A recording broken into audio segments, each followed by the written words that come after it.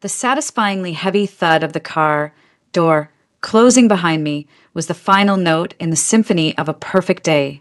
I had just disemboweled a hostile witness on the stand, leading to a swift and decisive victory for my client, a major tech firm. The judge's compliment was still ringing in my ears as I walked up the manicured path to our brownstone. The crisp New York air was like a tonic. This was my sanctuary, the place I'd poured my soul and a significant portion of my earnings into. Everything was precisely as it should be. I turned the key in the lock, expecting the usual quiet hum of the house, the soft glow of the lights we'd programmed to welcome us home. Instead, I was met with a tense silence that felt heavier than silence had a right to be. "David, I'm home," I called out, dropping my briefcase by the console table. "In here, Liz." His voice came from the living room, a little too high, a little too quick. I found him standing by the fireplace, not reading, not drinking, just standing. He looked like a man waiting for a root canal. His smile was a strained, twitchy thing that didn't reach his eyes. "Hey, honey, big day?" he asked, coming over to give me a peck on the cheek. It was perfunctory, huge. We crushed them. Sterling himself called to congratulate me. I said, studying him. He was fidgeting, a sure sign something was wrong. "What's going on, David? You've got that." I accidentally ran over the neighbor's prize poodle look. He forced a chuckle that died in his throat.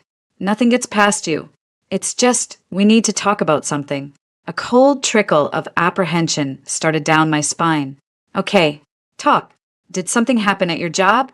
David was a good man, kind and decent, but his career as a high school history teacher was never going to afford us this lifestyle.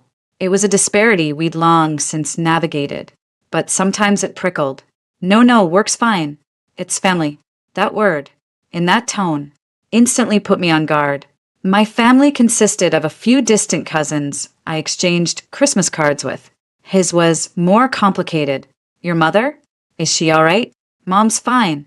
It's Chloe." I blinked. Chloe? The name felt foreign on my tongue.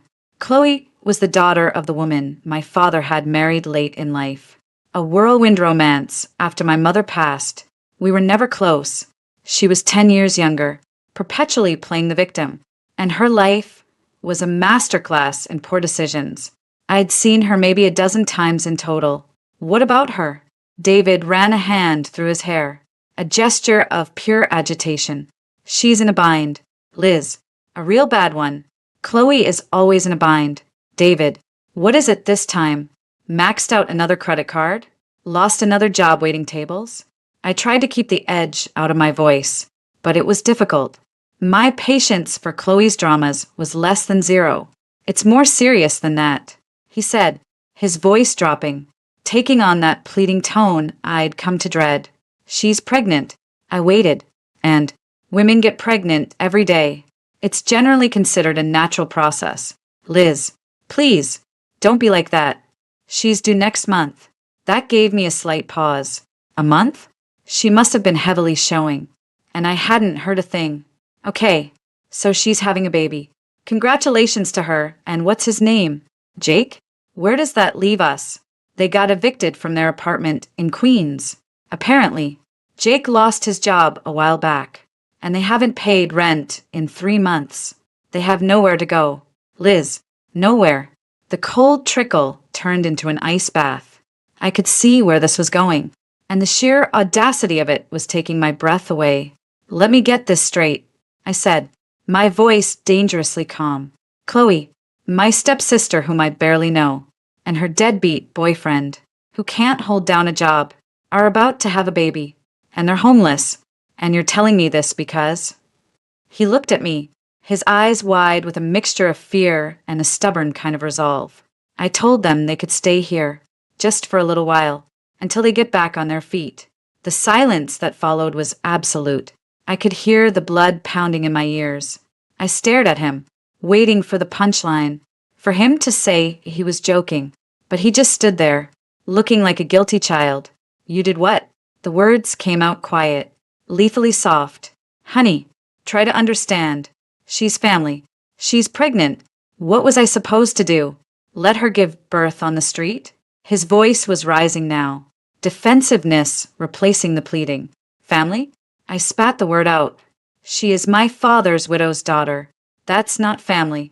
David, that's a vague acquaintance with a shared, tenuous connection. And since when do you make decisions about who gets to live in my house? Our house.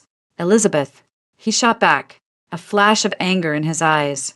I live here too. Or did you forget? I have not forgotten a single thing.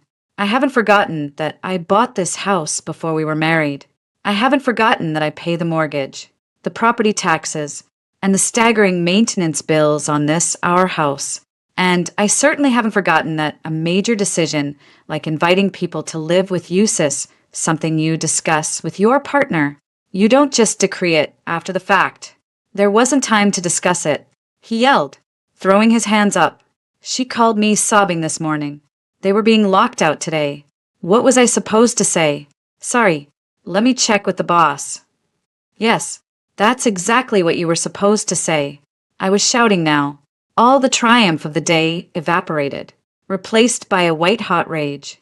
You were supposed to say, that's a difficult situation. Chloe, but I need to speak with my wife. This is my home. David, my private space. You know how I feel about my privacy. You know, I need a place to decompress from the chaos of my work. And you've invited chaos itself to move in, rent-free. It's just for a few weeks, until the baby comes and they can find a place. Have a little compassion. For God's sake, is winning cases all that matters to you? What about basic human decency? The accusation hit its mark, but it only fueled my fury.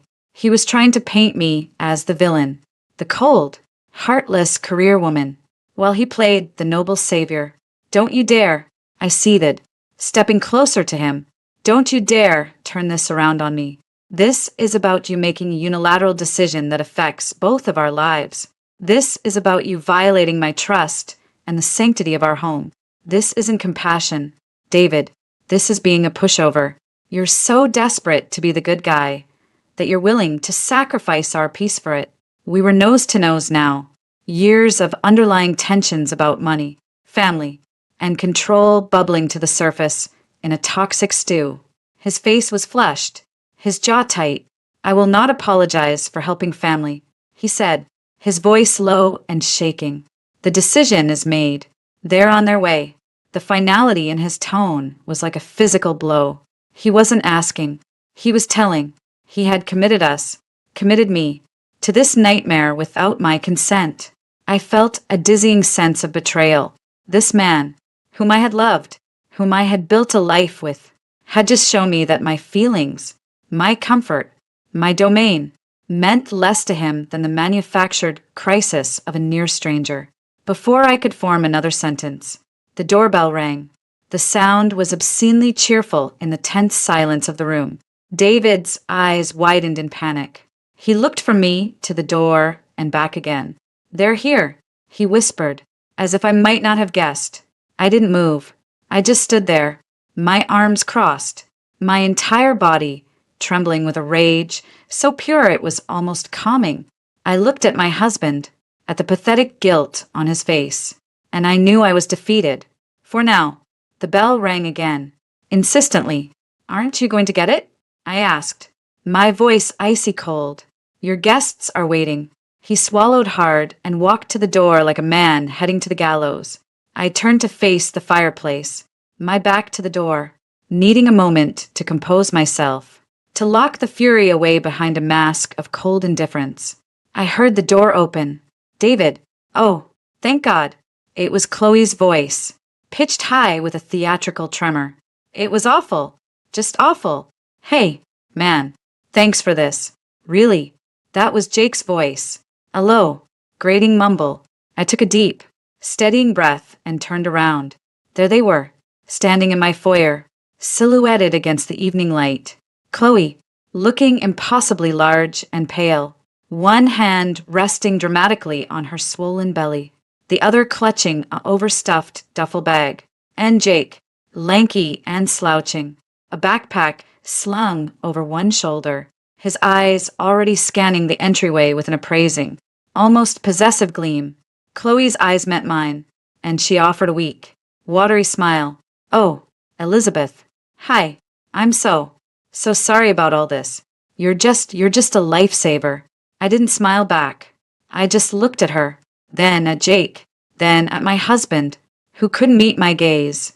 The invasion had begun, and in that moment, standing in the heart of my own home, I felt a colder, more calculating emotion begin to crystallize beneath the rage. This wasn't over. Not by a long shot. They had just started a war they didn't know they were in. I forced the corners of my mouth up into something that might, from a distance, be mistaken for a smile. "Don't mention it," I said, my voice flat. "Make yourselves at home." The first 24 hours were masterclass in the slow, meticulous erosion of sanity.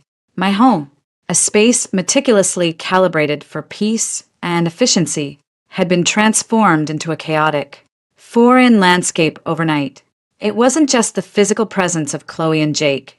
It was the psychic noise they emitted, a constant, low-frequency hum of entitlement and disregard. I came down the next morning, dressed for another demanding day at the firm, my armor of a tailored suit feeling more necessary than ever. I was greeted by the sight of Jake, slouched on my prized Italian leather sofa in a stained t-shirt and boxers, his bare feet propped up on the reclaimed wood coffee table I'd sourced from a boutique in Brooklyn. "Morning," he grunted, not taking his eyes off the television, where a cacophony of sports highlights blared at an unreasonable volume. "Good morning, Jake," I said, my voice tight. "The volume, please." He glanced at me, feigning confusion, then pointed the remote and jabbed the button half-heartedly. The sound dropped from deafening to merely intrusive. It was a small act, but a deliberate one. A test. I said nothing, walking past him into the kitchen. The scene there was worse. Chloe was at the center island, her robe hanging open over her nightgown, surrounded by the debris of what looked like a multi-course breakfast. Empty cereal boxes, a jar of peanut butter with a knife stuck in it, and a scattering of crumbs formed a grim tableau. She was humming to herself, scrolling through her phone. "Elizabeth, good morning. I hope we didn't wake you." The little munchkin was craving Fruit Loops at, like, 5 a.m., she said, patting her belly as if it were a separate, commanding entity. "I was working," I replied curtly, moving to the espresso machine. It was my ritual, the hiss and grind a comforting prelude to the day. The machine was cold. The portafilter was grimy with old, wet coffee grounds. "Oops," Chloe said, following my gaze. "That thing is so complicated." Jake tried to figure it out, but gave up. "We just used the drip machine." She gestured to a cheap, plastic contraption I kept for large gatherings, now stained and sitting in a puddle of brown water. I took a slow, deep breath. "Chloe, this is a $3,500 machine. You don't just figure it out. You treat it with care." Her face instantly crumpled into a mask of hurt. "I'm sorry, Elizabeth. We're not used to all this." She waved a hand vaguely at the sleek kitchen. "We're just simple people. We didn't mean to break your fancy coffee thing." Before I could respond, David shuffled in, looking tired and harried. "What's going on?" "Elizabeth's upset about the coffee maker," Chloe said, her voice quivering with manufactured tears. David looked from her piteous expression to my stony face. "Liz, it's just a coffee maker. I'm sure it's fine. I'll clean it later." The dismissal was like a spark on gasoline. "It's not about the coffee maker, David," I snapped, my control fraying. "It's about respect. You don't put a knife in a jar of peanut butter and leave it on the counter. You don't put your dirty feet on furniture that costs more than your car. You clean up after yourself. These are basic, adult concepts." "Whoa, easy there," Jake said, ambling into the kitchen. He went straight to the refrigerator, opened it, and stood there, blocking the door, scanning the contents, just looking for something to eat. "You guys got any real food? Like frozen pizzas or something?" I stared at him, my jaw clenched so tight it ached. Real food is in the vegetable drawer.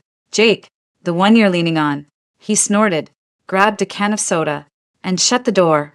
Yeah, that's not gonna cut it. I need sustenance. He looked at David. Hey, man, you got $20? I'll run out and grab some actual groceries. David, to my utter horror, started patting his pockets. Sure, Jake, No, I said, the word cutting through the air like a whip. Everyone turned to look at me. We are not funding your frozen pizza habit. If you want specific food, you are welcome to go out and buy it with your own money. An ugly silence fell. Chloe started to cry in earnest. Soft, sniffly sobs. See, David, I told you we weren't wanted. We're just a burden. David's face flushed with anger and embarrassment. Elizabeth, that was uncalled for. He pulled out his wallet and shoved a 20 at Jake. Here, Jake, get whatever you need. Jake took the money with a smirk, his eyes meeting mine in a flash of triumph. Thanks, man. Knew I could count on you. He sauntered out of the kitchen, leaving the three of us in a toxic triangle. David, a word. Now, in the study, I said, my voice dangerously low. He followed me, his posture defensive.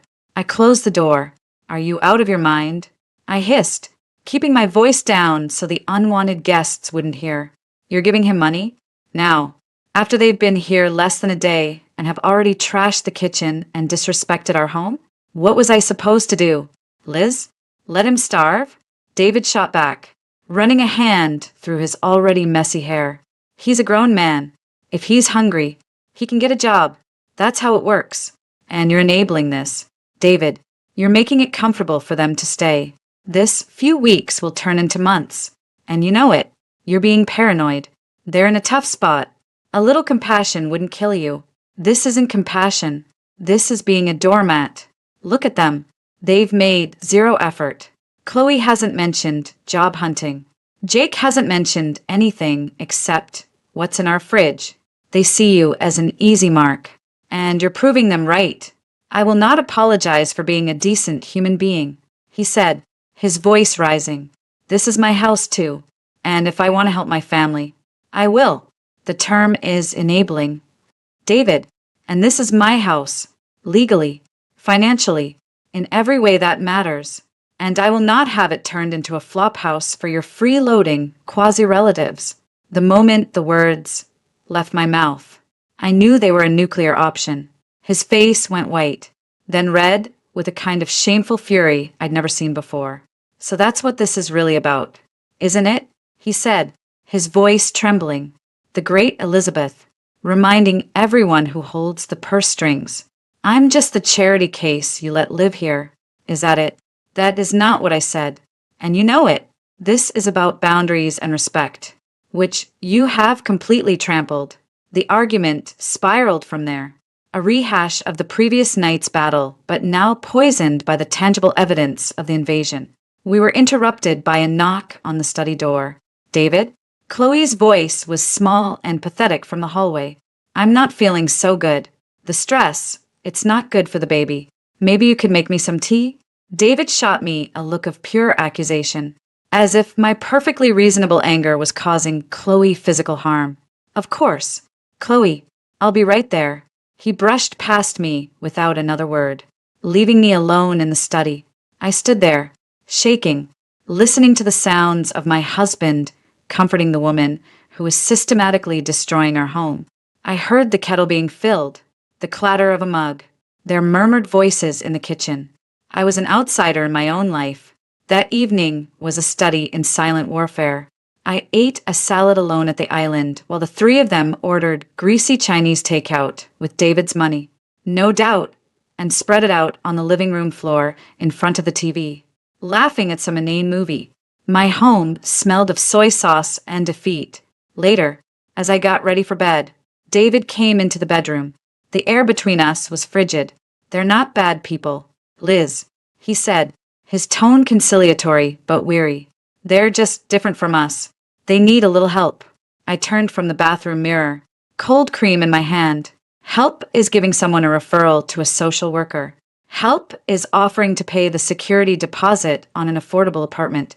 Help is not moving them into your bedroom and handing them your wallet. You've confused helping with surrendering. He sighed, a long, suffering sound. I just want peace. Can we please just have a little peace? There's no peace with them here. David, I said, my voice flat and final. You made sure of that. I climbed into my side of the bed, turning my back to him. He lay down on his side, a canyon of resentment between us.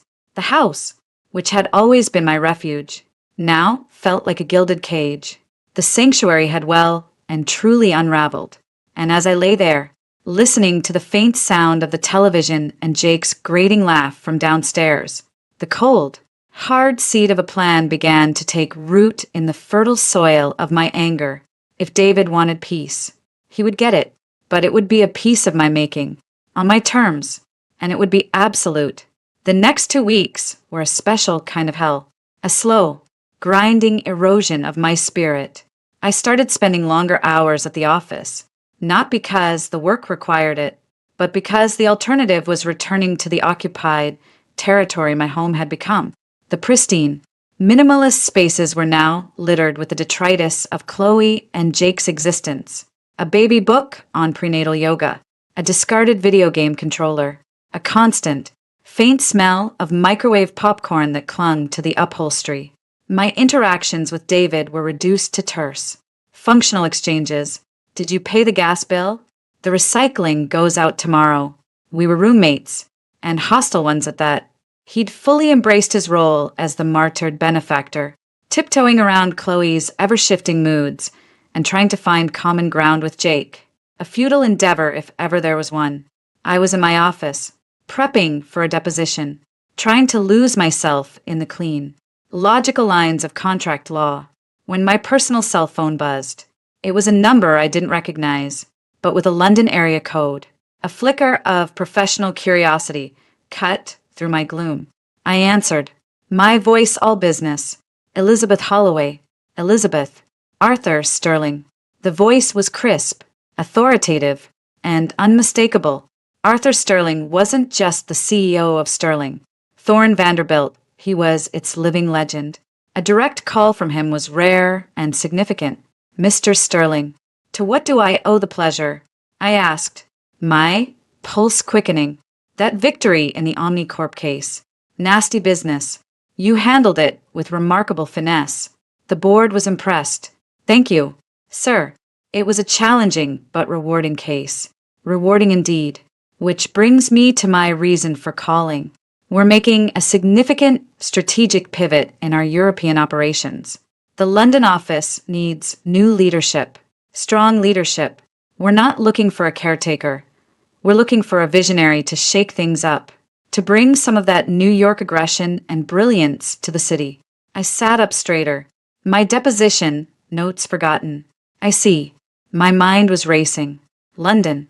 Chairmanship of the European Division. It was the pinnacle, the kind of position people worked their entire lives for and never got within sniffing distance of. The title would be Senior Managing Partner and Chairman. Europe. Compensation package is, as you'd expect, substantial. A 7-figure base, a performance-based bonus that could triple it, and a long-term incentive plan tied to the division's profitability. The numbers were staggering, even for me, but it was the power, the scope, the sheer scale of the challenge that set my blood on fire. This was the escape hatch, a glorious, triumphant exit from the mess my life had become. It sounds like an incredible opportunity. Mr. Sterling, I'm very interested. Good. I'm emailing you the formal offer letter and the contract now. It's standard, for the most part, but I need you to pay particular attention to Section 12, the residency and commitment clause. Residency clause? I asked, my lawyer's mind latching onto the specific terminology. Yes, we've learned from past distractions, he said, and I could almost hear the grimace in his voice. This isn't a 9-to-5 job, Elizabeth. It's a total immersion. We require our senior leadership in these key roles to be fully present, both physically and mentally. The contract stipulates that your primary residence must be the company-provided residence in London. It's a penthouse in Mayfair, Full security, all amenities. You'll want for nothing. That sounds more than adequate, I said, a plan beginning to form in the back of my mind. Wild and audacious. It's non-negotiable.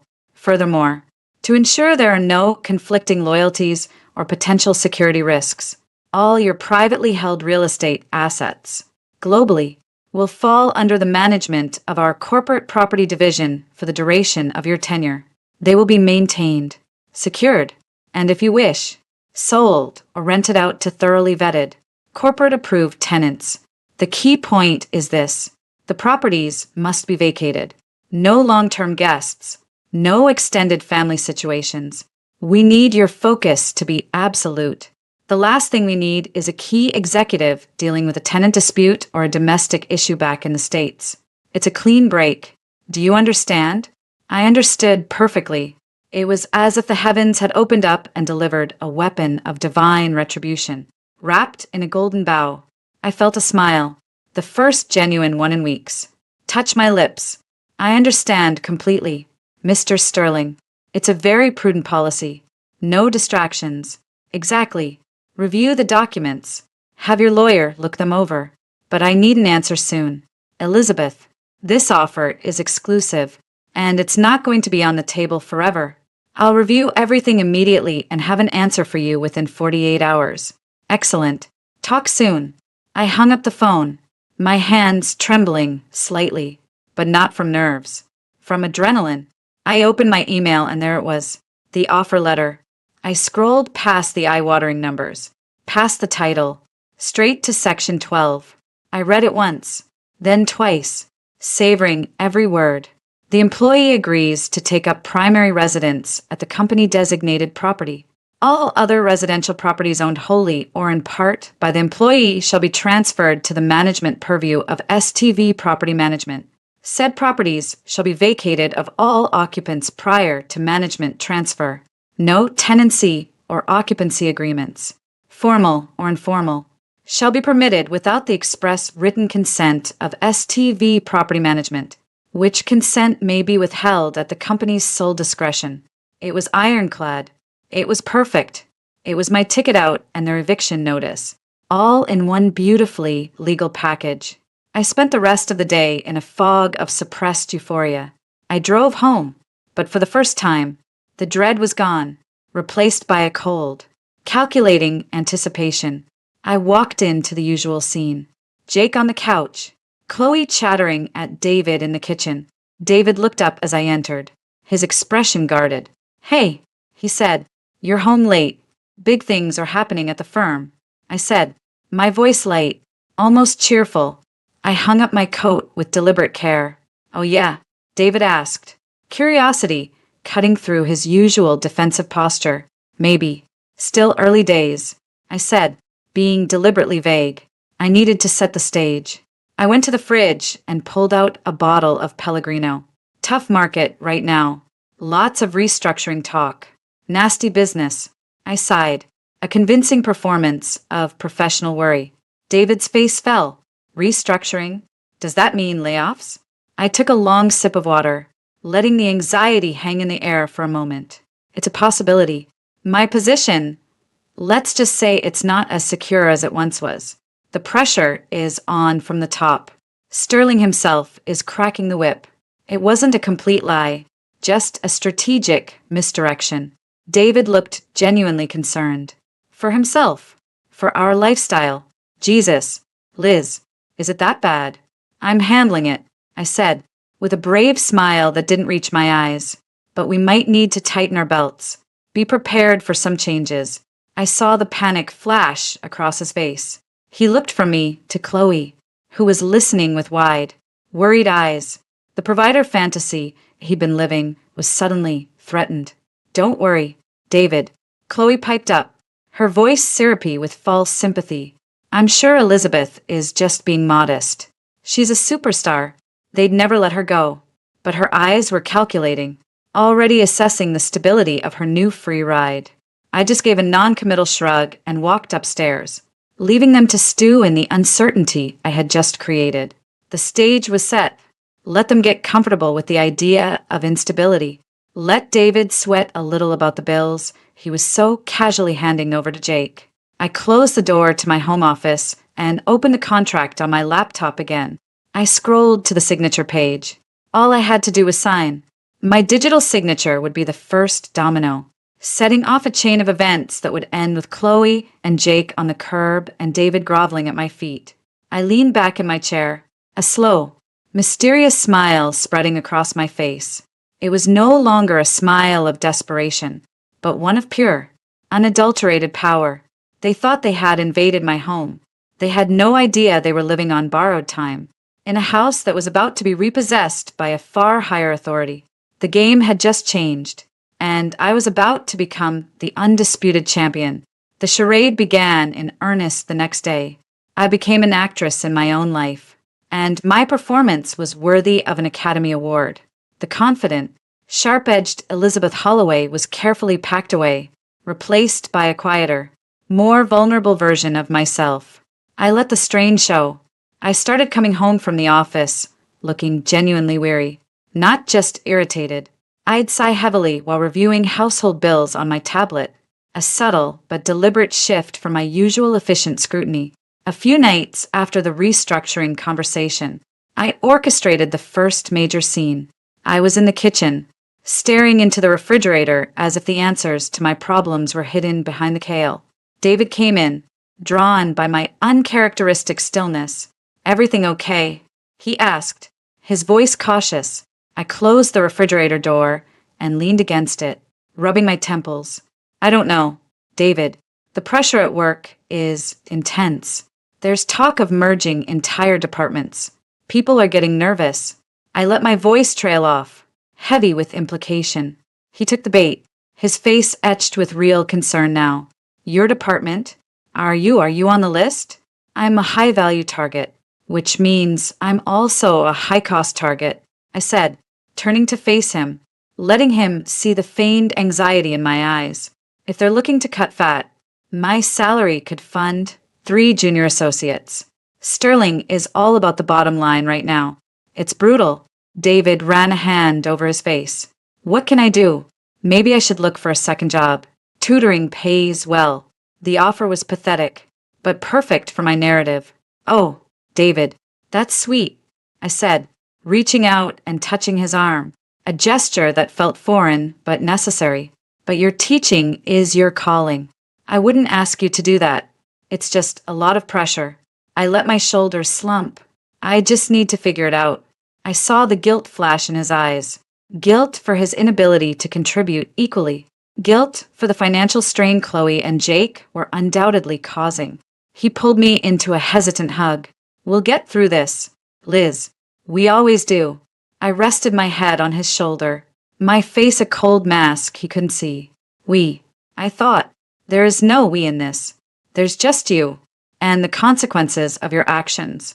The deception had an immediate effect on the household dynamics. David became more anxious, more eager to please me, while simultaneously trying to rein in Chloe and Jake's spending. It was a futile effort. A few days later, I walked into the living room to find Jake holding a new, expensive-looking gaming headset. "Hey, Liz, check it out," he said, grinning. "Early birthday present to myself. The audio on this thing is insane." I forced a tight smile. "That's great. Jake, did you find a new job so quickly?" I asked, my tone dripping with false innocence. His grin faltered. "Nah, not yet. The job market's tight. But a man's gotta have some entertainment, right?" David fronted me a little cash until my first check comes in. I simply nodded and walked away, saying nothing, but the seed was planted. Later that evening, I cornered David as he was loading the dishwasher. "Jake's new headset," I said quietly. "That was a $300 piece of equipment. David, where did he get the money?" David wouldn't meet my eyes. I lent it to him. "He's been down, Liz. He's trying." I told him it was a loan, to be paid back as soon as he gets a job. A loan he has no means to repay. I stated flatly, "We're talking about my potential layoff, and you're funding his video game addiction. Do you see the disconnect here? He's family." David whispered fiercely. "What am I supposed to do?" He was depressed. Family doesn't exploit family. David, they're taking advantage of you. And you're so desperate to be the hero that you can't see it. I let the hurt and disappointment show on my face. I feel like I'm fighting this battle alone. I'm trying to keep a roof over our heads. And you're handing out cash to a man who can't even be bothered to look for work. I turned and walked away, leaving him with the sting of my words. The beauty of the plan was its vicious symmetry. The more David enabled them, the more ammunition he gave me, and the more justified my ultimate solution would appear. The next weekend, the conflict escalated. Chloe was on the couch, complaining loudly about back pain. I just wish I had one of those fancy pregnancy massage chairs, she moaned, or at least a better recliner. This sofa is killing my spine. Jake, ever the opportunist, looked at David. You hear that? Man, she's carrying your niece or nephew in there. She deserves a little comfort. David looked trapped. Chloe, I'm sorry, but a massage chair is out of the question right now. Of course. Chloe interrupted, her voice trembling. I'm sorry for being a burden. I'll just suffer in silence. She began to cry, the tears arriving on cue. I chose that moment to walk through the room, car keys in hand, heading to the office. I said tonelessly, lots to do if I want to keep my job. The contrast was exquisite. Me, the stoic breadwinner heading out to save us all, while the pregnant princess and her layabout boyfriend demanded luxury items. I saw the conflict raging on David's face. He was starting to see the cracks, but his pride and his misguided sense of duty kept him from admitting it. That night, I made a point of working late in my home office. I left the contract for the London position open on my computer screen. I didn't sign it. Not yet. I wanted the temptation, the possibility, to be visible. I made sure David saw it when he brought me a cup of tea, a peace offering. What's this? He asked, his eyes scanning the header. Sterling, Thorne Vanderbilt, London? I minimized the window quickly, a little too quickly. It's nothing, just a speculative offer, probably a long shot. I offered him a weary smile. Don't worry about it. But of course, he would worry. He would latch onto it as a potential lifeline. The hook was set. The calculated deception was working perfectly. They were getting comfortable in their roles. Chloe, the perpetual victim, Jake. The entitled mooch, David. The beleaguered peacekeeper. And me? I was the long-suffering pragmatist, secretly holding the keys to everyone's fate in my hands. The stage was almost set for the final, devastating act. The air in the penthouse conference room of Sterling, Thorne Vanderbilt's New York headquarters, was cool and smelled of money and old leather. I sat across the expansive mahogany table from Arthur, Sterling himself, the formal offer letter and the hefty contract lying between us like a declaration of war. Sunlight streamed through the floor-to-ceiling windows. Glinting off the silver pen, he pushed toward me. It's all there. Elizabeth, Sterling said, his voice a low rumble. The compensation package, the signing bonus, the complete authority over the European division. We're giving you the keys to the kingdom. All we ask for in return is your absolute and undivided focus. I picked up the pen. It was heavy, solid, a tool of immense power. My heart wasn't racing with nerves. It was beating a steady, determined rhythm. This was no longer a choice. It was an execution, the residency clause. I said, tapping the relevant section with the tip of the pen. I needed to hear him say it one more time. I needed it to be absolutely, legally, unassailably clear, just so we're perfectly aligned. My primary residence must be the company property in London, and my other properties, specifically my brownstone here in New York, will fall under the management of your corporate division. Vacated. Sterling nodded. A sharp, decisive gesture. Precisely. Non-negotiable. We've had senior executives in the past whose effectiveness was compromised by domestic distractions. A tenant dispute in the Hamptons. A problematic relative refusing to leave a condo in Miami. It becomes a time suck. A liability. This clause ensures that when you are in London, your mind is 100% on London. The management team will handle everything. They'll secure the property, arrange for maintenance, and if you wish, find a suitable corporate tenant. But the property must be empty upon transfer. No exceptions. He leaned forward slightly, his gaze intense. We're not just buying your time, Elizabeth. We're buying your peace of mind. A slow, genuine smile spread across my face. It was the first real smile I'd felt in months. That sounds like a bargain, Mr. Sterling. A clean break is exactly what I need. I flipped to the final page. There was no hesitation. I signed my name with a firm. Flowing script, Elizabeth Holloway. The ink was dark and permanent. It was done. The moment the pen left the paper, a profound sense of calm settled over me. The anxiety, the rage, the feeling of being a prisoner in my own life, it all evaporated. I was now the warden, and I held the release forms. Welcome aboard, Elizabeth, Sterling said, standing and extending his hand. Officially, the board will be thrilled. We'll need you in London in 4 weeks to transition. I'll be ready, I said, shaking his hand firmly. My future was secure. Now, it was time to deal with the past. I drove home that evening with a sense of purpose that bordered on euphoria. I walked into the brownstone, and the usual assault on my senses, the blaring TV, the smell of cheap food, barely registered. David was in the living room, trying to mediate an argument between Chloe and Jake about what to order for dinner. He looked exhausted. Elizabeth, he said, his eyes lighting up with a flicker of hope when he saw me. How was your day? Any news from the firm? I placed my briefcase down carefully and turned to face them all. Chloe was pouting on the sofa. Jake was slouched in an armchair, and David stood between them like a frayed rope in a tug of war. Actually, yes, I said, my voice calm and clear, cutting through their bickering. We need to talk. All of us. The change in my tone immediately got their attention.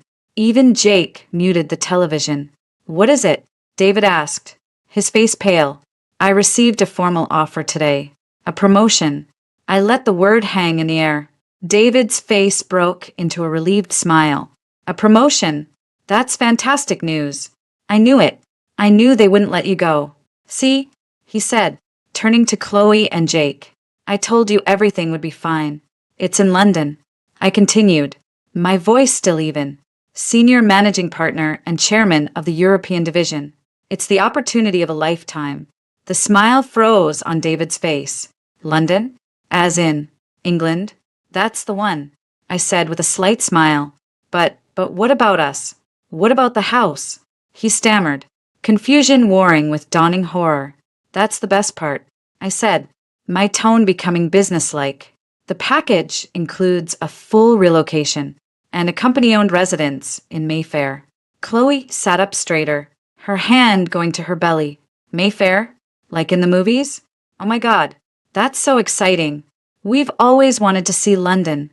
I looked at her, my expression neutral. The we in this situation is myself and David. This is a spousal relocation. The room went utterly silent. Jake was the first to break it. Whoa, whoa, whoa. So what are you saying? You're just gonna leave? I turned my gaze to David. The contract has a very specific clause. David, a residency clause.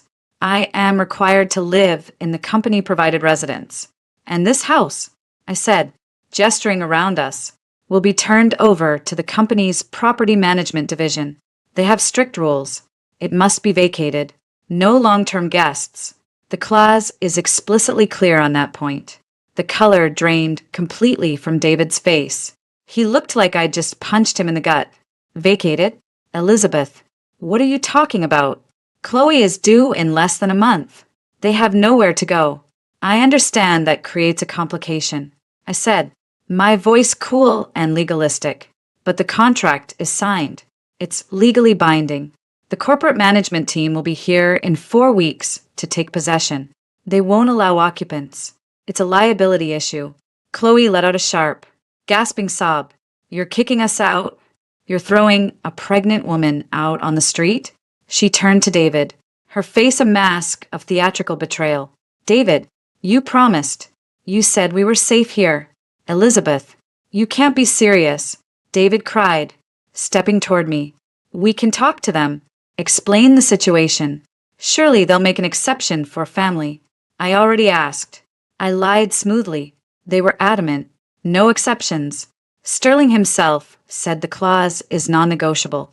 They've had problems with domestic distractions in the past. I let the phrase hang in the air, watching as the full weight of it crushed him. My hands are tied. The mask of the weary, pressured employee was gone. The vulnerable woman was gone. Standing before them was the real Elizabeth Holloway, a senior partner at a top law firm, who had just outmaneuvered them all with a single, flawless stroke. I had signed their eviction notice, and I had done it with a smile. The war was over. I had won. The calm I had felt after signing the contract lasted precisely until I walked out of the living room, leaving behind a tableau of shock and incipient chaos. The silence that followed my announcement was more deafening than any argument. It was the silence of a bomb blast. The moment after the explosion before the screams begin, I went upstairs, my footsteps unnaturally loud in the sudden hush. I didn't need to hear the aftermath to know what was happening. I could picture it with perfect, brutal clarity. The dam broke about 10 minutes later. My bedroom door flew open without a knock. David stood there, his face a twisted mask of fury and disbelief. You can't do this, he roared, the sound raw and ragged. You signed a contract? Without talking to me, without even discussing it with me? I was sitting at my dressing table, calmly removing my earrings. I met his eyes in the mirror.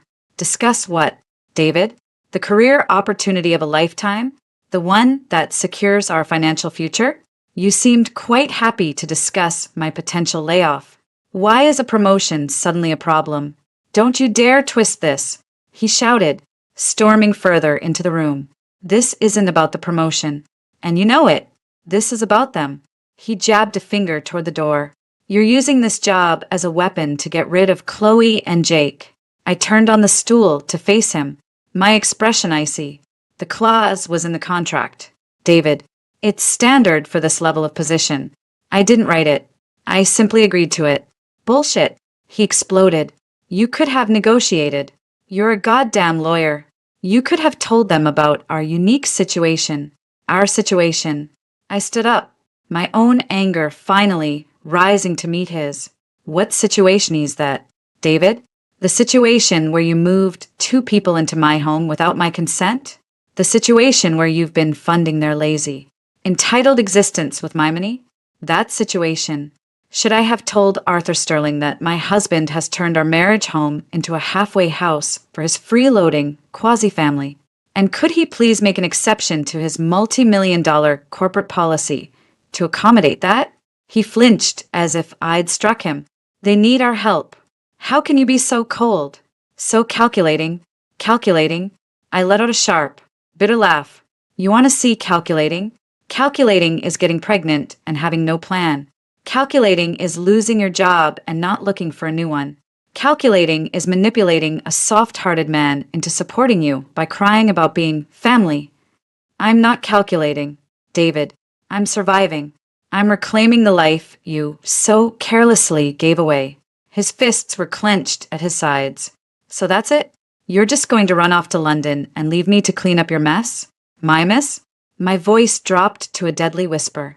You made this mess the moment you said they could move in. You own this, David. Every last bit of it. I'm not running away. I'm accepting a promotion. You can come to London with me as my husband, or you can stay here and figure out what to do with your family. The choice is yours. I saw the conflict in his eyes, the wounded pride, the terrifying realization that he was utterly powerless, the crumbling of his entire good guy facade. He had no good options, and he knew it. You're a piece of work. Elizabeth, he said, his voice shaking with venom. I never thought you could be this cruel. Before I could respond, a wail echoed from the hallway. Chloe stood there, supported by a scowling Jake. Her face was blotchy and tear-streaked. I heard everything, she sobbed. You're really throwing us out. My baby is going to be homeless because of you. David rushed to her side. Chloe, it's okay. We'll figure something out. Figure what out? David? Jake snarled, stepping forward. He pointed a finger at me. She's the one who needs to figure it out. This is her house. Her problem. We're not going anywhere. I crossed my arms. The corporate lawyers and the property management team will have a very different opinion. Jake, they deal with squatters all the time. They have a very efficient process for removal. His face darkened with a threatening rage. Are you threatening us? You think you can just have us thrown out on the street? I'm not threatening anyone, I said calmly. I'm explaining the legal and contractual reality. The house will be vacated in 4 weeks. What you do between now and then is your concern, not mine. Chloe's sobs intensified, becoming great, heaving gasps. The stress. I can't. I'm feeling faint. David. The baby. She slumped dramatically against the doorframe. David shot me a look of pure, unadulterated hatred. Look what you've done. Are you happy now? If something happens to that baby, it's on you. He put his arm around Chloe and led her away, murmuring reassurances. Jake lingered for a moment, his eyes boring into me with a promise of future trouble. You're gonna regret this, he muttered. I highly doubt that. I replied, turning my back on him to look out the window at the city lights. The storm was here, but I was no longer afraid of the thunder. I had built an ark, and I held the only ticket on board. Let the rain fall. I was already dry. The 4 weeks passed with the agonizing slowness of a glacier and the terrifying speed of a falling guillotine. The house became a war zone of cold silences and simmering resentment. I proceeded with my life with a detached, methodical efficiency that seemed to infuriate David more than any argument. I packed my personal belongings, shipping the majority to London, leaving behind only the stark, impersonal furniture that had come with the house. Each empty closet, each bare surface, was a silent testament to their impending eviction. David ricocheted between desperate attempts to change my mind and futile efforts to find a solution for Chloe and Jake. He tried to play on my sympathies, on our past. Liz, just talk to Sterling, he begged one night, cornering me in the kitchen. Explain it's just for a few more months, until after the baby is born. What can it hurt? The clause is ironclad. David, I said, not looking up from the London real estate listings I was perusing on my tablet. Asking for an exception would make me look weak, uncommitted. It would jeopardize the entire position.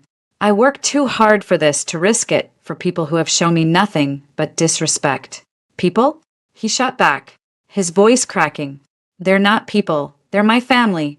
And you're my wife. Doesn't that mean anything to you anymore? I finally looked at him. It meant everything to me.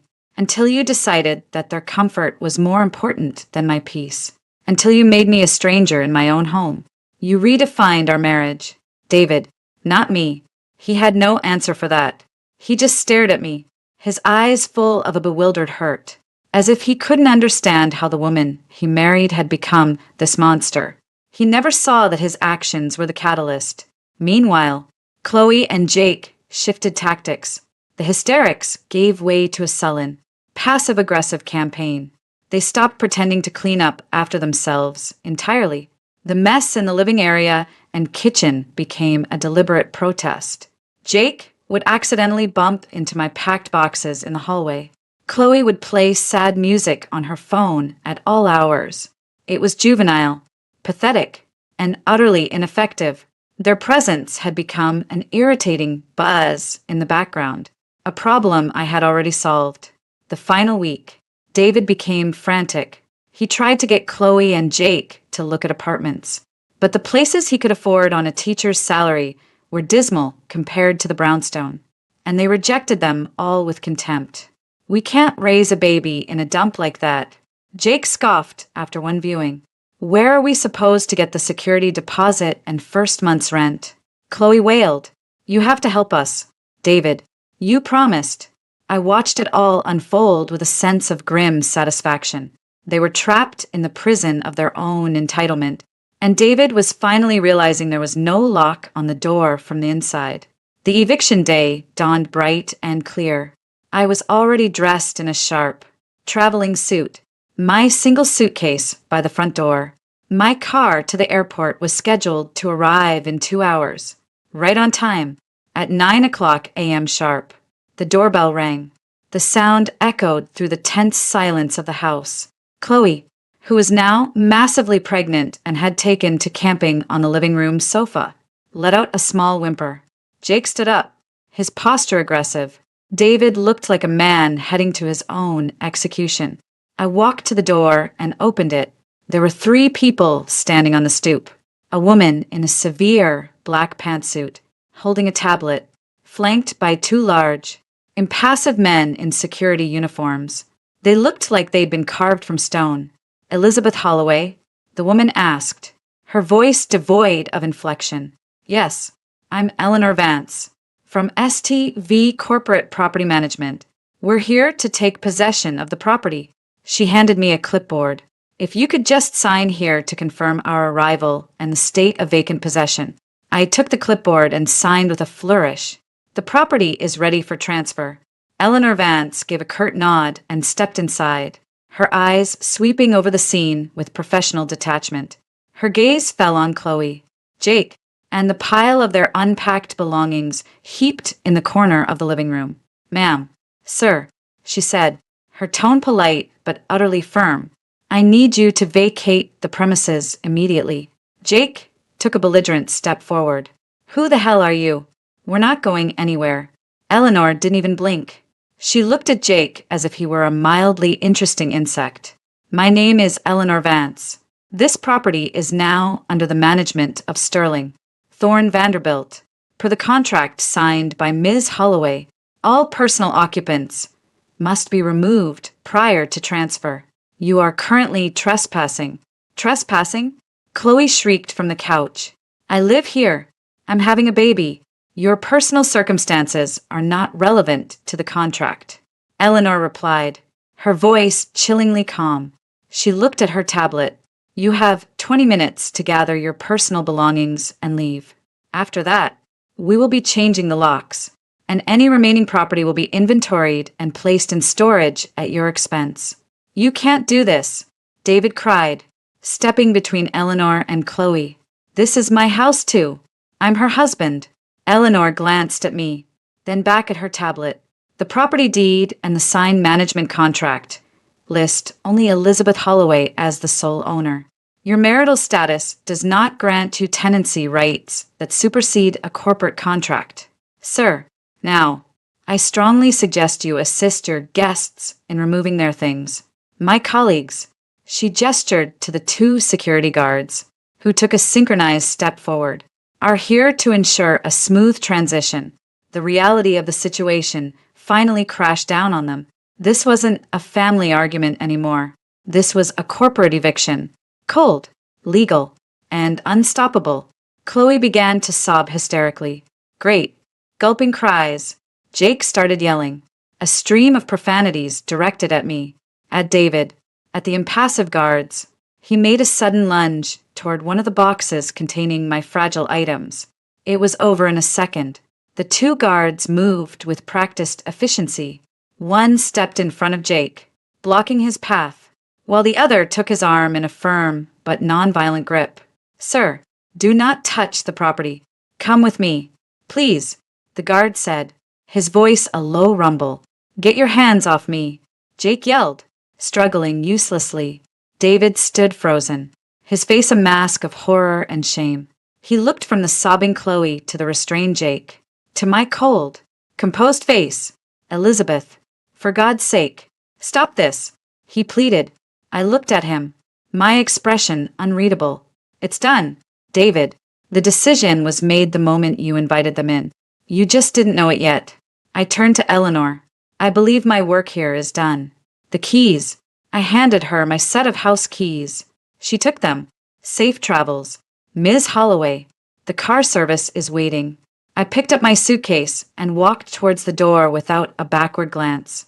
The last thing I heard was Chloe's wail of despair, Jake's furious shouts fading as the guards began to escort him out, and David's broken voice trying to offer some futile comfort. I stepped out into the bright morning sun, the door closing firmly behind me, shutting out the chaos, The air had never smelled sweeter. I slid into the waiting town car, gave the driver the address for JFK, and leaned back against the leather seats. It was done. The house, the betrayal, the misery, all of it was in the past. London, and my future, awaited. London was a baptism by fire, and I emerged not just cleansed, but forged anew. The penthouse in Mayfair was a masterpiece of glass and steel, all sharp angles and breathtaking views of the Thames. It was the antithesis of the warm, lived-in brownstone, a deliberate, beautiful fortress. My new role was everything Arthur Sterling had promised and more. The challenges were immense, the politics cutthroat, but I thrived. I was respected, feared, and utterly in my element. The ghost of the woman who had been slowly suffocating in New York was laid to rest. In her place was a sharper, more focused version of Elizabeth Holloway. Months bled into a year. I settled into the rhythm of my new life. The work was all-consuming, and I let it be. It was easier than dwelling on the silence that waited for me in the pristine, empty apartment. The victory I had discovered could taste surprisingly hollow. I kept a private investigator on a modest retainer, not out of lingering affection, but out of a need for closure, a morbid curiosity to see the final act of the play I had written. The reports came in with bureaucratic regularity. David Holloway moved into a one-bedroom apartment in Queens. Teaching load increased, seen on several occasions with a woman, Sarah Jenkins, a fellow teacher. Relationship appears casual. Chloe Henderson gave birth to a boy named Liam, currently living with a child in a women's shelter in the Bronx. No contact with Jake Miller since approximately 2 weeks after the eviction. Jake Miller, arrested for petty theft, served 3 months, current whereabouts unknown. There was no sense of triumph reading them, just a cold, distant satisfaction. The pieces had fallen exactly as predicted. The parasitic relationship, built on sand, could not withstand the tide. David had found a simpler, less demanding companion. Chloe was alone, playing the victim on a grander, more tragic stage. Jake had simply vanished back into the chaos from whence he came. It was on a rainy London evening, the city lights smearing across my panoramic windows, that my personal phone buzzed. It was a New York number I didn't recognize, but a part of me knew. I let it go to voicemail. A moment later, a text message appeared. "Elizabeth, it's David. Please, I need to talk to you, just for a few minutes." I stared at the message. A year of no contact. What could he possibly have to say? An apology? An excuse? A request for money? Curiosity? That old, treacherous serpent coiled in my stomach. I needed to hear it. I needed to hear the sound of his regret, to see the final proof of my vindication. I called the number back. It rang twice before he picked up. "Elizabeth?" His voice was hesitant, older. It lacked the defensive bluster I remembered. "David, you have 5 minutes." A long sigh crackled down the line. "Thanks. God, I don't even know where to start." He paused, gathering his thoughts. "I saw a picture of you in a Financial Times article about Sterling's European expansion. You looked incredible." "I'm busy, David. Get to the point." "Right. Sorry." He took a shaky breath. "I'm calling to say I'm sorry. A real apology. For everything. For inviting them in. For not listening to you. For making you feel like your home wasn't yours. I was wrong. So wrong." The words landed, but they didn't have the impact I'd imagined they would. They were just words, arriving a year too late. "I know," I said, my voice flat. "I thought I was being a good guy, you know, but I was just a fool, a pushover. You were right about everything." They bled me dry and then left. Chloe called me from the shelter, screaming that it was my fault. Jake threatened me for money before he disappeared. It was all a lie. The whole thing. I remained silent, letting him fill the empty space with his confession. "I lost you," he said, and his voice broke. "I lost the best thing that ever happened to me because I was too stupid to see what was right in front of my face. Our marriage, our life, I threw it all away for people who didn't give a damn about me. There was a long silence, punctuated only by the sound of the London rain against the glass. He was waiting for me to absolve him, to offer some scrap of comfort. Is that all? I finally asked. Is that all? He repeated, disbelief coloring his tone. Elizabeth, don't you feel anything? What we had, it meant something. Didn't it? It did, I said, and for a fleeting moment, I felt a pang of something, not for him, but for the ghost of the man I thought he was. It meant everything, until you showed me it didn't. You made a choice, David, and I made one, too. Mine just had better legal counsel. He let out a sound that was half sob, half laugh. Yeah, I guess it did. He was quiet for a moment.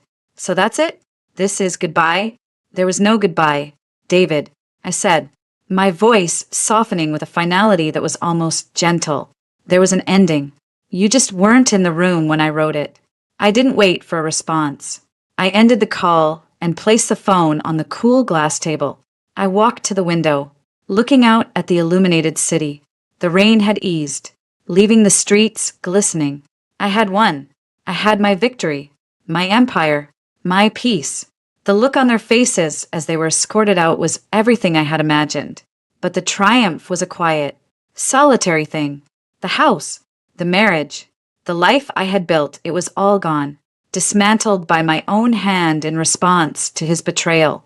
I felt no hatred for him anymore, just a vast, echoing emptiness where that fire had once burned. He was a chapter in a book I had closed, a painful lesson learned. I turned away from the window, my reflection ghosting in the glass. The past was a country I had no intention of revisiting. I had a board meeting in the morning, a new acquisition to oversee, a life to live. It was done. The silence after hanging up on David was profound, but it was no longer the tense, suffocating silence of the brownstone. It was the clean, empty silence of a battlefield after the war. I had won, every objective, seized, every enemy, routed, yet, standing there in my immaculate, silent fortress, the champagne of victory had gone flat in the glass. My intercom buzzed, a sharp electronic intrusion. Ms. Holloway, your car is here for the dinner at the Savoy. My assistant's voice, crisp and efficient, was an anchor to the present. Thank you, Claudia. I'll be right down. The dinner was a networking event with potential investors from Berlin. I played my part flawlessly. I was Elizabeth Holloway, senior managing partner, sharp, persuasive, untouchable. I discussed market volatility and regulatory hurdles.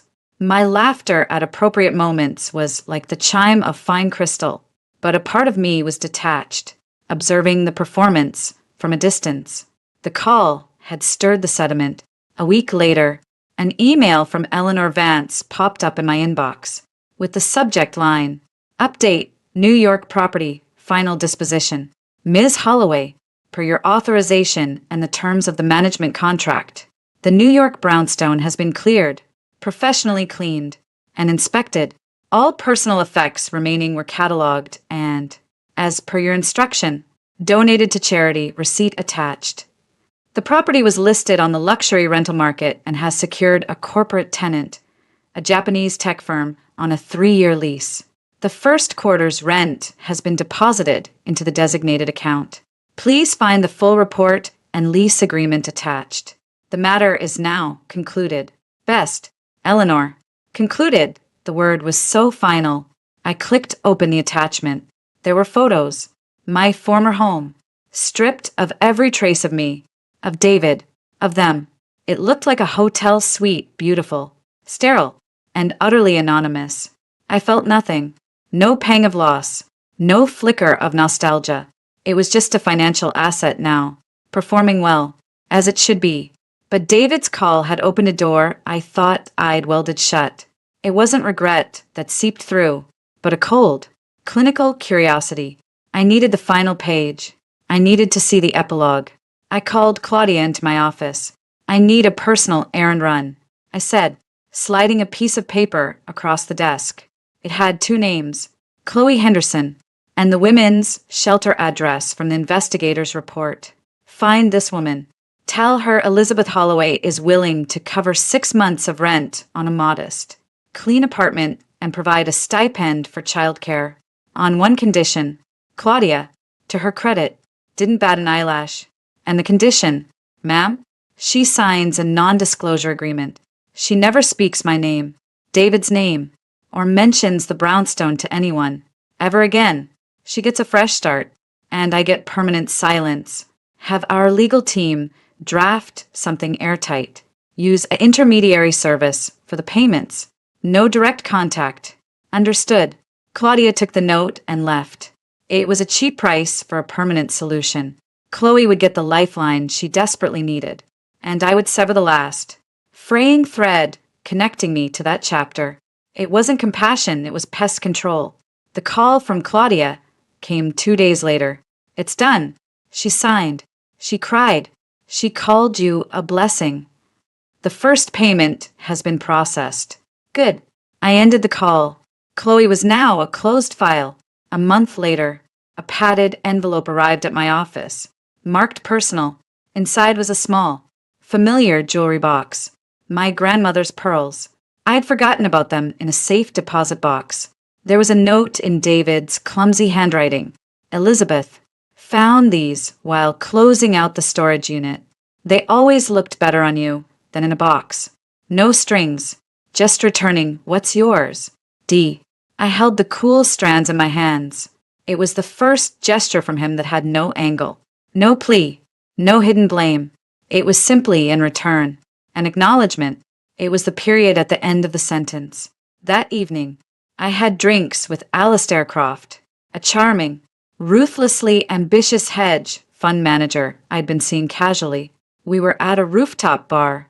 The London skyline sprawled at our feet. You're quiet tonight, Lizzie, Alistair said, swirling his scotch. Trouble with the German consortium? No, I said, taking a sip of my martini. No trouble, just tying up some old, loose ends. Ah, he said, his eyes knowing. He was a man who understood the value of clean breaks, the best kind of ends. Burn the files and never look back. I smiled, a genuine one, something like that. Later, back in my silent apartment, I placed the pearl necklace on the dresser. I didn't put them on. I didn't put them away. I just left them there. A small, white artifact from a sunken world. I opened my laptop. There was a new email from Arthur Sterling. Subject line: Singapore expansion. Your thoughts. The future, vast and demanding, was impatiently tapping its watch. I felt it then, not as a sudden epiphany, but as a settled, quiet certainty. The hollow feeling wasn't about loss. It was about space. David, Chloe, Jake, the brownstone. They had filled my life with noise and drama and betrayal. Now they were gone, and the silence they left behind was immense. It wasn't emptiness to be mourned. It was capacity, the old wound, the one carved by betrayal and salted with rage, had finally scarred over. It didn't hurt anymore. It was just a piece of tough, resilient tissue, a reminder of a battle survived. I looked from the pearls on my dresser to the glowing screen of my laptop, from the closed past to the wide-open future. I closed the jewelry box with a soft, definitive click. Then I turned to my computer, opened the Singapore proposal, and began to type. My words were sharp, my analysis incisive, my vision clear. The chapter titled David was not just over, it was archived. Its lessons learned, its weight dismissed. The war was won, the peace was mine, and it was not hollow. It was simply, powerfully, quiet. It was done. I was done, and I was just beginning. The Singapore proposal was a monster, a complex web of regulatory hurdles and aggressive financial projections. I buried myself in it for weeks. The detailed work a welcome anesthetic. Alistair Croft proved a diverting, if somewhat predictable, companion. Our relationship was a transaction of intellect and mutual ambition, conducted over expensive meals and in sleek hotel rooms. It was uncomplicated. It was what I needed. A year bled into 2. My reputation in London was cemented.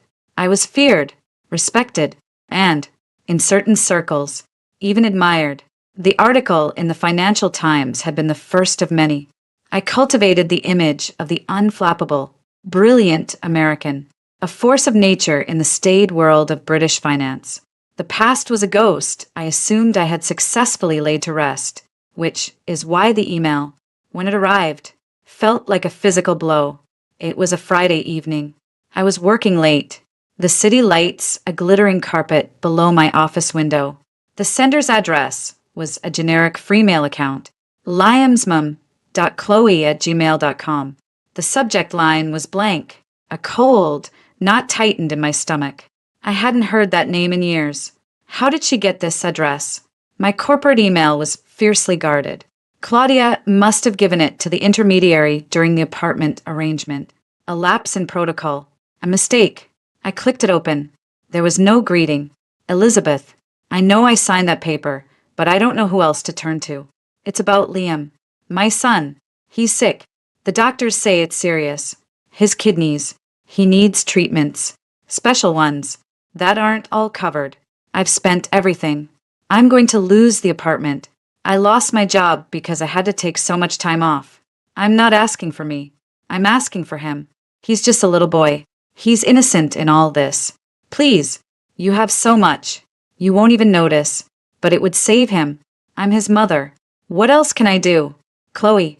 The message was a torrent of desperation, riddled with grammatical errors, but the core of it was a masterstroke. It wasn't a shakedown. Not exactly.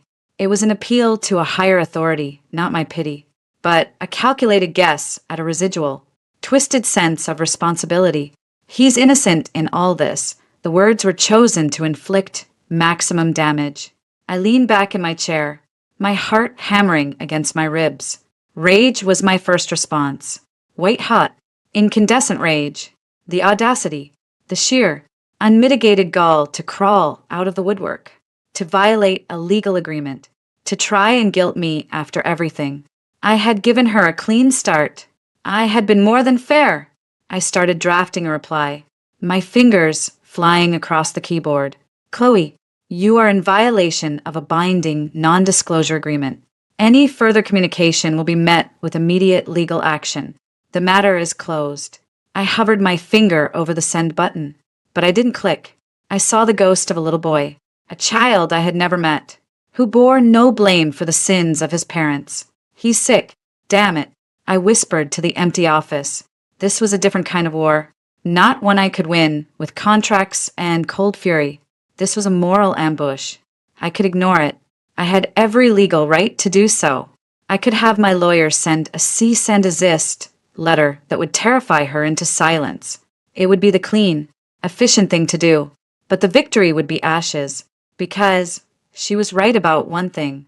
The child was innocent, and if something happened to him, and I had the means to prevent it, that would be a new ghost to haunt the spacious silence of my life. I deleted the angry draft. I needed a different weapon, not a scalpel, but a solution so comprehensive it would ensure this would never, ever happen again. I called Alistair. He answered on the second ring, the sound of a lively party in the background. Lizzie, missing me already? I need a name, I said, bypassing any pleasantries. The best, most discreet, private medical consultant in the city. Someone who can liaise with hospitals in New York, assess pediatric nephrology cases, and manage a fund. No questions asked. The background noise faded as he presumably moved to a quieter spot. That's a rather specific request. Trouble? An administrative issue. Can you get me a name or not? I can do better than that. I know a guy, former MI5, now runs a firm that handles sensitive health matters for wealthy families. Discreet as a vault. I'll text you his details. An hour later, I was on the phone with a man named Julian Croft, no relation to Alistair, whose voice was as calm and dry as a desert wind. I explained the situation in bare-bones terms. A child in New York, a serious medical condition, a biological mother who is unable to manage the finances or care. My objective is to ensure the child receives the best possible medical treatment without any direct or ongoing financial support passing to the mother. I want a firewall, an irrevocable trust. administered by a third party. That pays the medical providers directly. I also want the mother assessed. If she is deemed unfit, I want options for the child's long-term welfare. Understood. Ms. Holloway, Julian said, we can arrange for a medical team to evaluate the boy, with the mother's consent. Of course, we can frame it as a charitable outreach from a pediatric foundation. The trust can be established in the Bahamas, utterly untouchable. As for the assessment of the mother, we are very thorough. Do it, I said. Spare no expense. But I am a ghost in this. Julian, my name is never to be mentioned. Absolutely. A week later, Julian called back. The evaluation is complete. The boy, Liam, has a rare congenital kidney condition. Serious, but treatable with a specific and expensive drug regimen and eventual transplant. The prognosis is good with consistent care. And the mother? I asked, my voice tight. Ms. Henderson is overwhelmed. She loves the child. That is evident, but she is financially unstable, emotionally fragile, and has a history of poor decision-making. Our psychologist believes she would struggle to manage the complexity of his long-term care. The cold, hard data was exactly what I needed. Set up the trust. Fund it sufficiently for his lifetime of medical needs, including the transplant. Hire a dedicated caseworker to liaise with the doctors and ensure he gets to his appointments. Takes his medication. The mother is to be kept on an information diet. She gets updates, not control.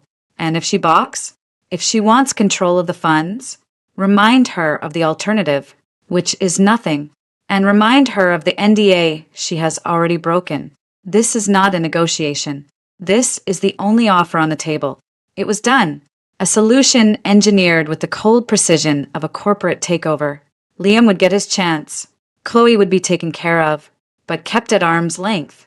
And I would have purchased my peace of mind, not with a one-off payment that would be squandered, but with a bulletproof, perpetual system. A few days later, an email arrived from the free mail account. It was only 2 words long. Thank you. I didn't reply.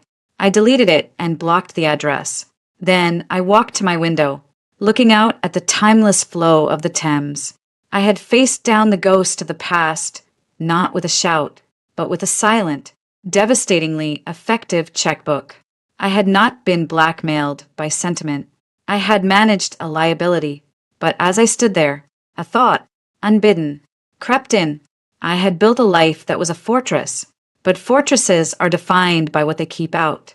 I had kept out the chaos, the pain, the betrayal, but looking at the cold, beautiful geometry of my existence, I wondered if I had also walled out everything else. The war was over. The peace was secure.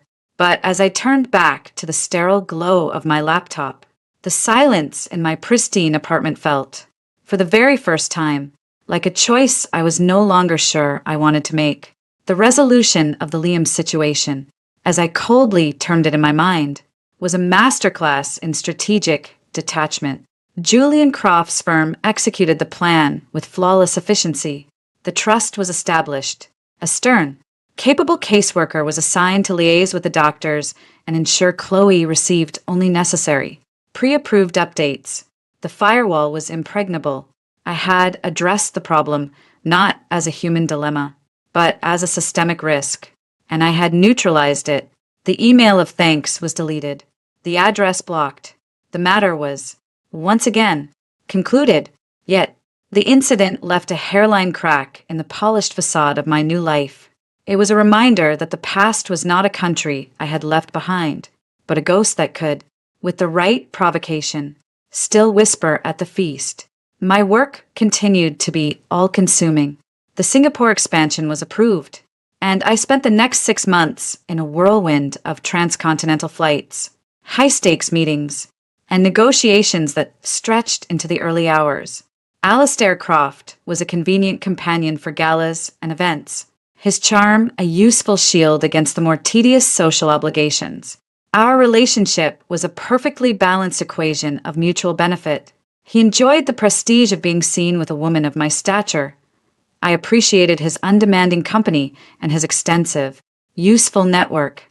It was companionship without complication, intimacy without vulnerability. One evening, after a particularly grueling round of negotiations had concluded successfully, we were at a private club, celebrating with a few key investors. The champagne was flowing. The conversation was loud and self-congratulatory. Alistair was holding court, telling a story that involved a golf game and a minor European royal. I smiled. I nodded. I played my part. But as I looked around the room, at the faces flushed with victory and expensive alcohol, I felt a profound and unsettling disconnect. The triumph felt hollow. The laughter sounded tinny. I was the architect of this success, yet I felt like a guest at a party thrown in my own honor. Alistair slid an arm around my waist, his breath warm against my ear. Another triumph. Lizzie, you were magnificent in there. They never knew what hit them. Thank you, Alistair, I said, my smile not quite reaching my eyes. You're quiet tonight. Everything all right? Just tired, I replied. The standard, acceptable excuse. Of course you are. Let's get out of here. I have a bottle of 82 Love Fight waiting at my place. A proper celebration. The offer was typical, an expensive seduction, and for the first time, the thought of it, the predictable conversation, the impersonal luxury of his apartment, the entire well-rehearsed ritual, filled me with a deep, unshakable weariness. Not tonight, Alistair, I said, gently extracting myself from his arm. I think I need to be alone. His face fell, just for a second, before the polished mask slipped back into place. Of course, you've earned a rest. Call me tomorrow. I left the club. The cool night air a shock to my system. I instructed my driver to take me home, not to the apartment, but to my apartment, the fortress. Once inside, I poured a glass of whiskey, a single malt, neat, no ceremony, and stood at the floor-to-ceiling window. The city shimmered, a vast circuit board of light and ambition. I had everything I had fought for: power, prestige, financial security so absolute it was boring. I had taken a sledgehammer to the messy, painful life I had in New York and built this sleek, impeccable replacement, and I was lonelier than I had ever been. The silence I had fought so hard to win was no longer peaceful. It was accusatory. It was the silence of an empty museum, beautiful and dead. My phone buzzed on the glass table. It was a calendar reminder for the following week. Annual Shareholders Gala, Sterling. Thorne Vanderbilt. Keynote speaker, E. Holloway. Another performance. Another speech to write. Another room to win over. The thought was suffocating. I thought of David's final, simple gesture, the returned pearls. There had been no ask, no plea, just an acknowledgement of a shared history. I thought of Chloe's desperate, clumsy email. It was manipulative, yes, but it was also human. It was raw, messy, and real. Everything my life now was not. I had spent years building walls to keep the chaos out, but I had built them so high and so thick that I had walled myself into a gilded prison. The incident with Liam had been a flicker of something from the other side, a reminder of connection, however fraught and unwanted. I picked up my phone and scrolled through my contacts.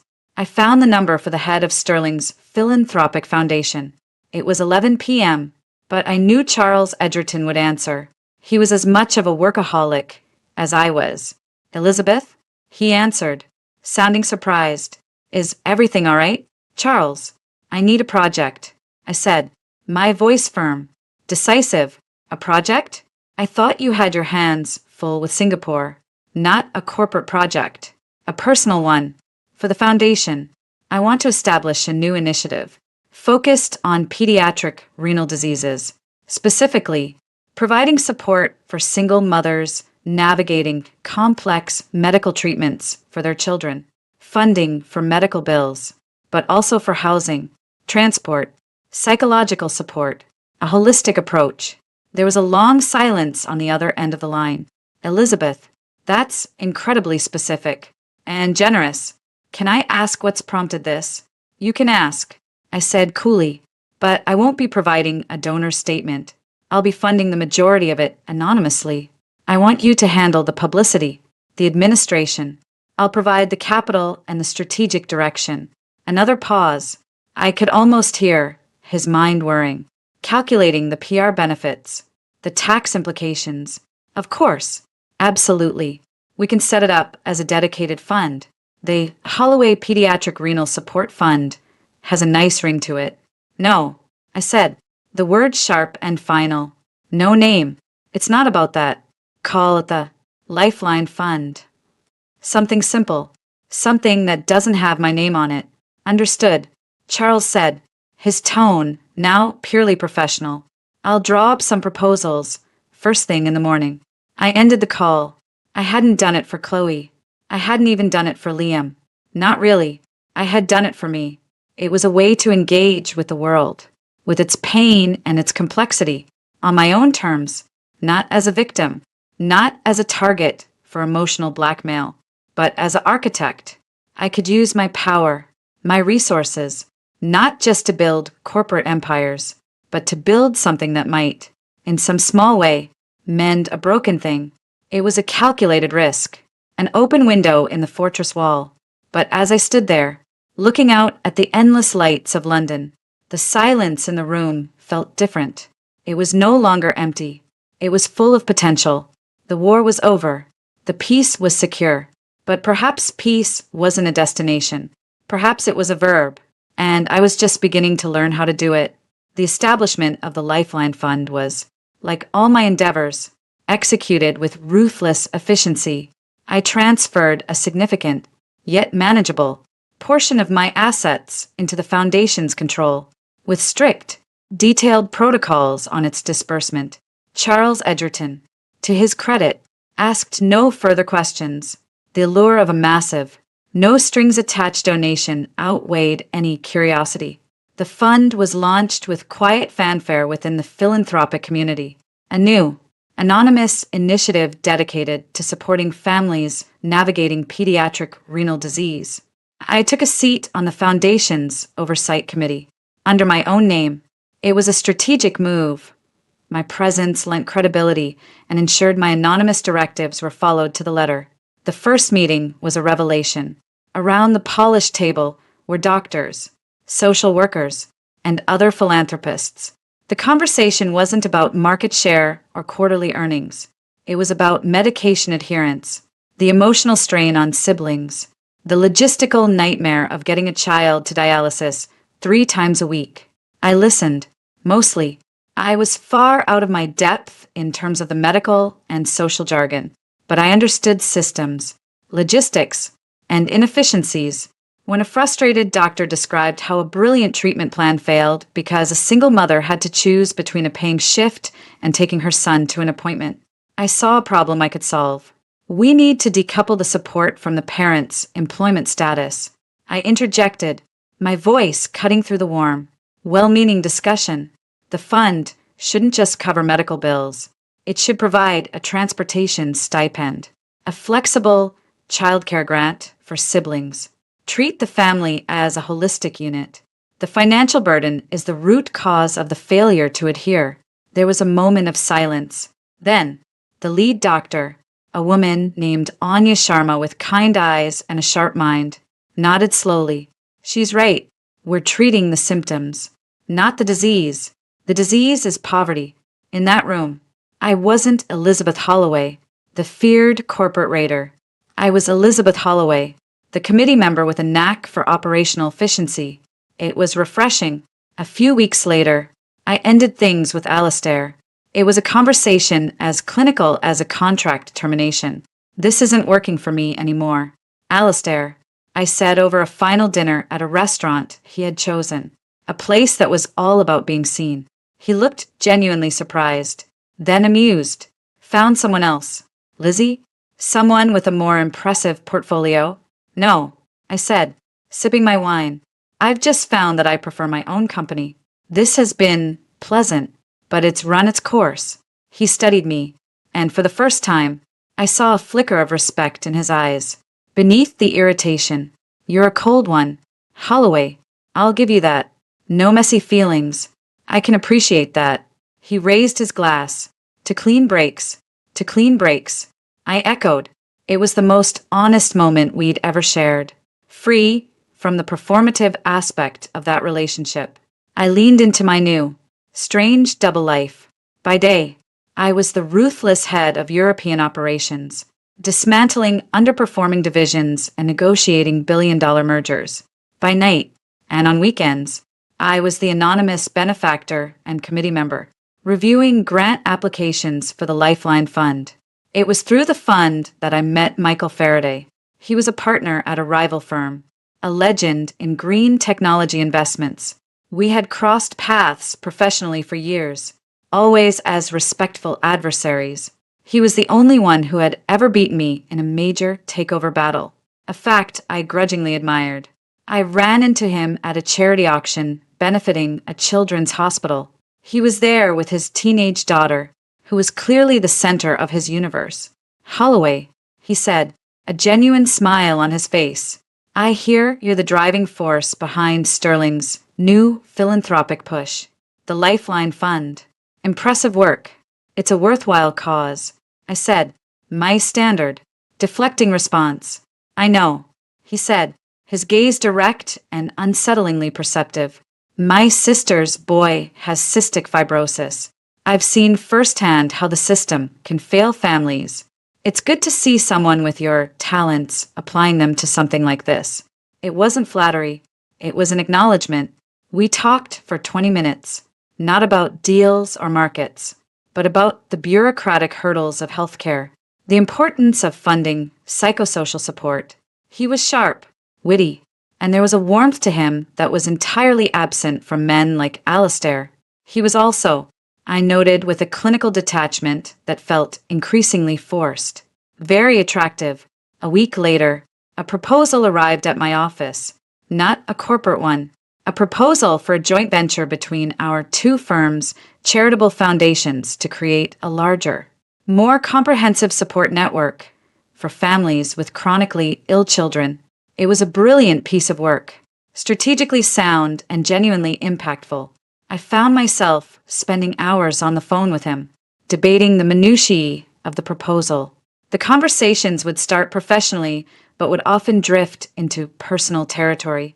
He asked me questions no one had asked in years, not about my success, but about what drove me. He spoke about his daughter, about the balance of single parenthood and a demanding career. He was open in a way that felt dangerous. "These conversations are the highlight of my week. Elizabeth," he said during one call, his voice warm, "and I don't think it's just because of your brilliant mind for grant distribution." I felt a jolt, a flicker of the old panic, the instinct to retreat behind my walls. "Michael, I'm not good at this. The personal aspect." There was a gentle laugh. "I know. I've read the papers. The Ice Queen of Mayfair. But the woman I'm talking to? She's thawing around the edges." I was silent, my heart pounding. He was too close.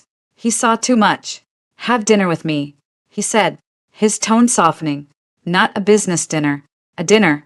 Just two people. No agendas." The old Elizabeth would have refused. The old Elizabeth would have seen it as a vulnerability, an unnecessary complication. But the woman who had started a fund for a nephew she would never meet, the woman who was tired of the silence in her fortress, heard herself say, "All right, dinner." As I hung up, I felt a strange mix of terror and exhilaration. I was no longer just managing the architecture of my life. I was considering a new blueprint, one that included a door, and the prospect was more terrifying and more thrilling than any corporate takeover I had ever faced. The battle for my career was won. The journey toward a life, a real one, had perhaps just begun. The restaurant was a small, unassuming Italian place in a quiet corner of Covent Garden, a world away from the Michelin-starred temples where I usually conducted my business dinners. There were no white tablecloths, just checkered ones, and the air smelled powerfully of garlic and baking bread. I arrived first, a habit born of a lifetime of needing to control the terrain. I felt absurdly nervous, my palms slightly damp. It was an unfamiliar, almost adolescent sensation.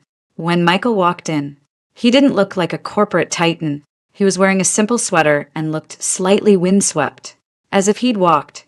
He smiled when he saw me, a warm, genuine smile that reached his eyes. "You found it,"